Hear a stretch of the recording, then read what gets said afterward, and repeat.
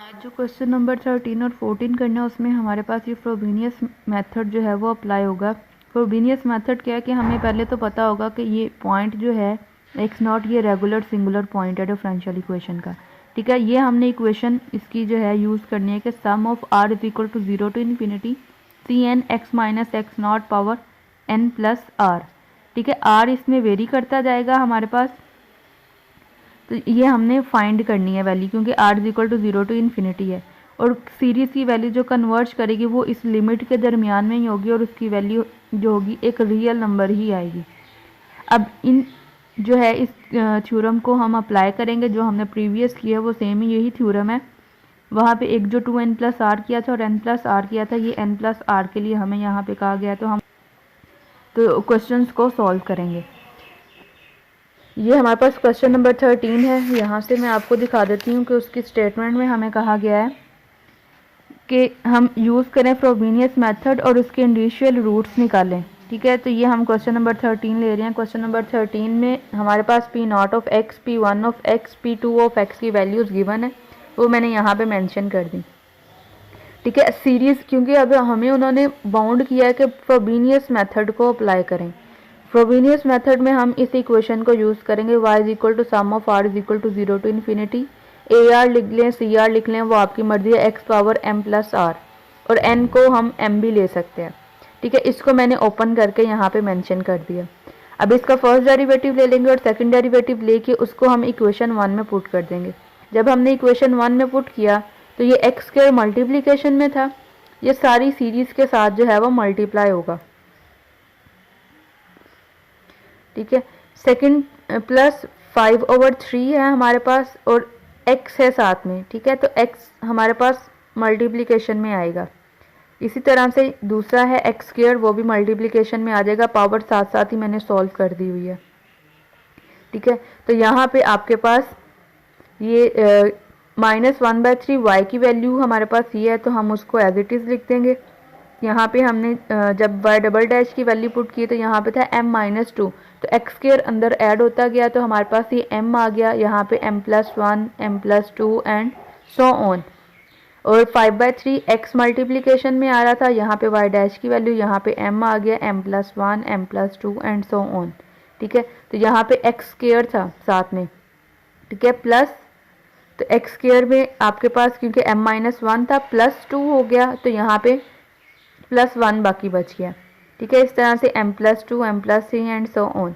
अब इनके कोफिशिएंट्स को कंपेयर कर लेंगे x पावर m के लिहाज से, क्योंकि हमने क्या करना, लीस्ट जो पावर है उसको 0 के इक्वल लेके आना। ये प्रोसीजर आप बाद में भी कर सकते हैं, अभी भी कर सकते हो। कि यहाँ पे हमने जो लीस्ट पावर है उसको ले लिया, वो हमारे पास x पावर m है। ठीक है, तो इसमें से जो चीज़ कॉमन आ रही है वो सारी की सारी लिख लेंगे, क्योंकि x पावर m के लिए कर रहे हैं, तो m into m-1 a not, 5/3 m a naught x power m, यहाँ से आपके पास प्लस m a, ये वाली नहीं आएगी क्योंकि यहाँ पे m+1 है, तो यहाँ पे आ गया -1/3 a naught x power m is not equal to 0, तो बाकी सारी इक्वेशन क्या हो गए, 0 के इक्वल। अब a नॉट जो है वो कॉमन आ रहा है, a नॉट को कॉमन ले लिया, तो a नॉट भी हमारे पास क्या 0 के इक्वल नहीं हो सकता। अगर 0 के इक्वल आ जाता है तो इसका मतलब है कि वो इरेगुलर सिंगुलर पॉइंट में कन्वर्ट हो जाती है। अब यहाँ पे इसको सिंप्लीफाई करेंगे, सिंप्लीफाई करके ये हमारे पास इक्वेशन आ जाती है। नेक्स्ट इक्वेशन लिखी हुई है m² minus m plus 5/3m, ये आ जाते हैं m² प्लस 2/3m माइनस 1/3। अब यहाँ से आप देख सकते हो कि m कॉमन आ रहा है, m को कॉमन लिया तो आ गया m plus 2/3 is equal to 1/3, तो m इज इक्वल टू 1/3 आ गया, और दूसरे में हमारे पास आ गया -1/3। तो इसका मतलब है कि रूट्स क्या आ रहे हैं हमारे पास, डिफरेंट आ रहे हैं। ठीक है, तो यहाँ पे एक और चीज़ हमें पता चल रही है कि अगर हम m1 माइनस m2 लेते हैं तो वो भी क्या है, हमारे पास एक इंटीजर नहीं आ रहा। इतना प्रोसीजर आपका हो गया, इसका मतलब है कि हमारी ये वाली इक्वेशन जो है इसमें यूज़ होगी। रूट्स डिफरेंट है तो रूट डिफरेंट वाली इक्वेशन ये है। तो यहाँ पे जब हमने y की वैल्यू को पुट किया, ठीक है, तो ये हमारे पास y is equal to c1, y m is equal to m1, m1 आपके पास यहाँ पे है 1/3। ठीक है, और m2 की वैल्यू आपके पास है -1/3। हमने उन वैल्यूज़ को लिया, तो ये equating the coefficients of x power m plus 1।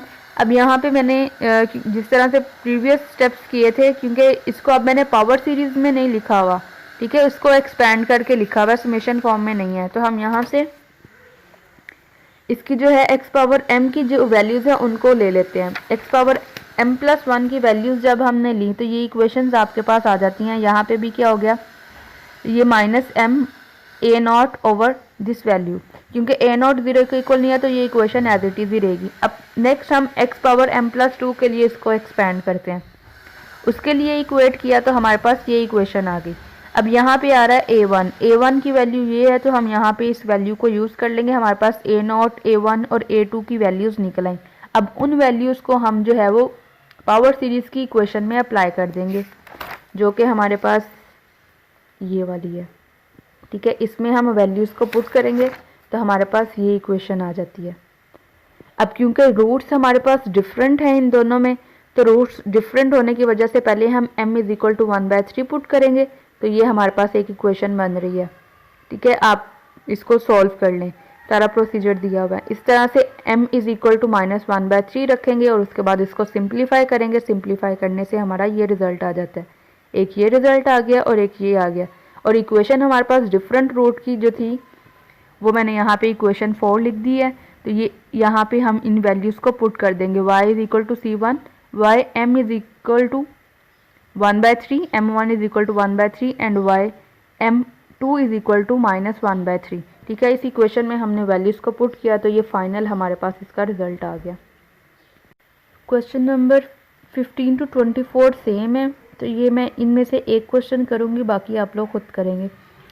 तो यहाँ पे भी हमें उन्होंने बता दिया हुआ है कि ये रेगुलर सिंगुलर पॉइंट इक्वेशंस हैं, ठीक है। और ये कहा हुआ है कि यहाँ पे use Frobenius method to obtain two linearly independent series solutions about x is equal to 0। दो सॉल्यूशंस हमारे पास आएंगे, इसलिए हम दो तक ही उसको एक्सपैंड करते हैं, ज़्यादा नहीं जाते। और show that the initial roots of the singularity do not differ by an integer, कि वो डिफ़र नहीं कर रहे, ये हमने बताना है। तो क्वेश्चन नंबर 15 इसका ले लेते हैं और इसको जो है वो सॉल्व करते हैं। क्वेश्चन नंबर 15, क्योंकि पहले हमें पता है कि ये है इरेगुलर सिंगुलर पॉइंट, तो हमें इसको जो है वो देखने की ज़रूरत नहीं है। फर्स्ट तो हमें ये देखना है कि फ्रोबेनियस मेथड का कहा हुआ है, तो फ्रोबेनियस मेथड में दो इक्वेशंस आ सकती हैं। तो हम इसको जो है पहले देखते हैं कि y is equal to x power r रख के देखते हैं कि क्या हमारे पास इसका जो है वो कौन सी इक्वेशन यूज़ होगी, 2n प्लस आर वाली या फिर n प्लस आर वाली। तो हमने जब x पावर r पुट किया इसमें इसका फर्स्ट डेरिवेटिव और सेकंड डेरिवेटिव लेके, तो ये हमारे पास इक्वेशन आती है 2r² - 3r x power r - 1 x power r। अब इनकी पावर्स जो हाईएस्ट पावर है उसमें से लोएस्ट पावर को माइनस कर देंगे तो हमारे पास इज इक्वल टू 1 आता है। इसका मतलब है कि हमारे पास जो इक्वेशन यूज़ होगी वो ये वाली होगी, ठीक है। जो मैंने लास्ट क्वेश्चन किया था उसमें मैंने an और x power m plus r लेके किया था, आप उसको इस मेथड से भी कर सकते हैं। मैंने सिर्फ वैसे ही आपको समझाने के लिए डिफरेंट वैल्यूज़ ली थी। अब इसका हम फर्स्ट डेरिवेटिव और सेकंड डेरिवेटिव निकाल के उन वैल्यूज़ को इस इक्वेशन में यूज़ कर लेंगे। यूज़ किया क्योंकि x क्या है, मल्टीप्लिकेशन में है, तो इसका मतलब है कि इसकी पावर जो होगी वो 2n plus r minus 1 plus 1 होगा, तो 2n प्लस आर माइनस 1 आ जाएगा, ठीक है। इसकी पावर हमारे पास 2n प्लस आर माइनस 1 है, इसकी पावर n प्लस आर है, ठीक है। तो यहाँ से इसका मतलब है कि इन दो इक्वेशंस को हम क्या कर सकते हैं, कॉमन ले सकते हैं पावर के लिहाज से, ठीक है। समेशन भी सेम है, तो ये हमारे पास इक्वेशन आ गई। n प्लस आर दोनों में कॉमन है, तो हम n प्लस आर को कॉमन ले लेते हैं, ठीक है। तो n प्लस आर कॉमन आ गया, यहाँ पे आपके पास आ जाता है 2n प्लस, क्योंकि 2 मल्टीप्लिकेशन में है तो यहाँ पे आ गया 2n plus 2r minus 2 minus 1, तो ये आपके पास 2n प्लस 2r माइनस 3 आ जाता है, ठीक है। तो यहाँ पे आपके पास है दूसरा 2 sum of cn x power n plus R is equal to 0। अब यहाँ से क्या कर सकते हैं, इनकी पावर्स को सेम कर सकते हैं। अगर हम n is equal to n minus 1 रखते हैं, n is equal to n minus 1 put करते हैं, तो ये आ जाता है n plus r minus 1 c n minus 1 and n is equal to 1 to infinity. अब यहाँ से ये जो है वो समेशन डिफरेंस आ गया, तो इसका मतलब है कि इसको क्या करेंगे, हम एक्सपैंड कर देते हैं n इज़ इक्वल टू 0 के लिहाज से, बाकी समेशन हम 1 से स्टार्ट कर देंगे।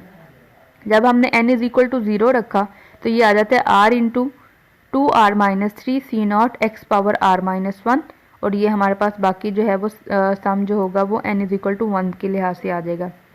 अब इसमें लीस्ट पावर जो है वो हमारे पास r माइनस 1 है, ठीक है, उसको हम 0 के इक्वल रखते हैं, तो हमारे पास सी नॉट तो 0 नहीं होगा, तो बाकी जो इक्वेशन होगी वो 0 के इक्वल होगी। r into 2r minus 3 is equal to 0, इसका मतलब है कि r इज इक्वल टू 0 निकल आया, और दूसरा जो है वो r is equal to 3/2 solution निकल आएगा।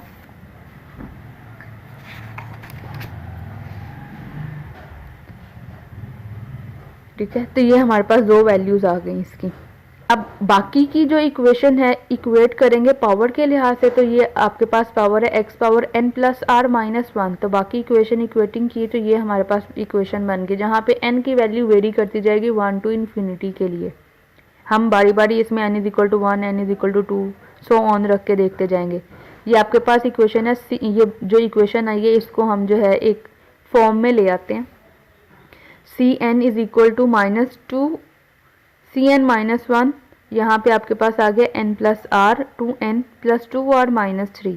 जब हम n इज इक्वल टू 1 रखते हैं तो हमारे पास ये इक्वेशन आ जाती है।